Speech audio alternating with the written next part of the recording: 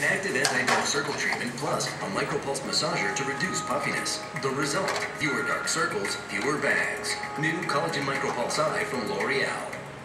Amy, you're gonna love college.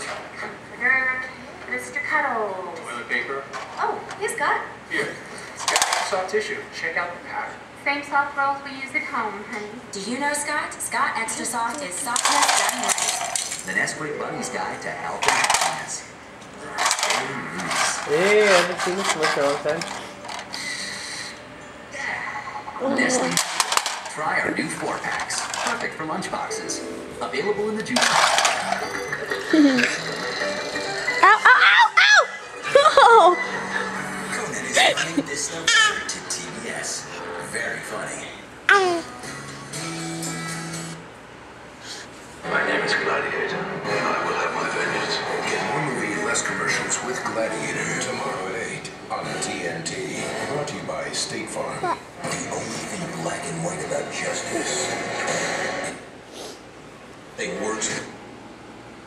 Sometime during his junior year, I believe he became a feared wrestler because you begin to see wrestlers going up a weight class, going down a weight class, to just flat avoiding. No wrestler in the long and brilliant history of the sport at Iowa State has ever captured the imagination the way this young man has. Dan Gable enjoyed a junior year at Iowa State that was virtually perfect. Undefeated, he registered 26 pins in 30 matches, including 5 straight at the NCAA tournament. His total world had shrunk to the 12x12 dimensions of a wrestling mat. I can visualize him walking back and forth with his head down. His eyes would get glassy, and you really couldn't even talk to him. In fact, you wouldn't even try because he wouldn't answer you. Not very many people have the ability to push themselves beyond when they start to hurt. To the point where I've seen him actually crying, being carried out of the restroom. I saw many times that he'd get somebody who knew he could pin right away, but he wouldn't do it. I really believe that he avoided pinning him so that he could just keep going and make the match last longer. He was wrestling a wrestler from Colorado by the name of Connor Metcalf, and he came into the match in Iowa State at the old Armory, I think 16-0. And I remember a journalist had asked Metcalf, "Is there any way Gable can pin you?" And he says, "He may beat me, but there's no way Dan Gable can pin me." Dan was ahead like 10 or 11 to 1 or 2. Say and bye-bye. Dan just forced him to his back and pinned him.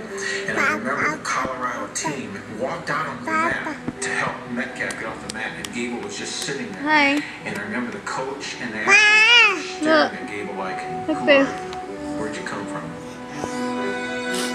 All of a sudden, he's the closest thing to a superstar who's ever been in wrestling. He wasn't a great interview or anything. You just had this single-mindedness that people admired. He was able to concentrate on one area. Wrestling was all he cared about. He literally ran the class every day, and he always had ankle weights on his ankles, and he always had a rope in his hand, and he'd sit in class and he'd do isometrics during class.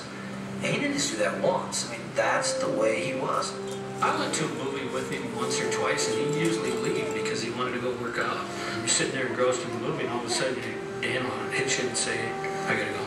There was a point in his life where I would have, if somebody were to ask me about Dan, I'd say he's socially retired. He didn't have a social life. He was so shy, he wouldn't talk to any girls. And we would always get him on campus, and we would run up and start telling everybody, you know, this is Dan Gable. You guys know he's the most famous wrestler. And he would literally run away and hide. Finally, in my senior year in college, I actually took a gal out, and I looked at my clock when I got home. It was like 3 a.m. and I had a Bye-bye. Bye-bye. And I didn't feel good at that run practice. I was tired all day. I just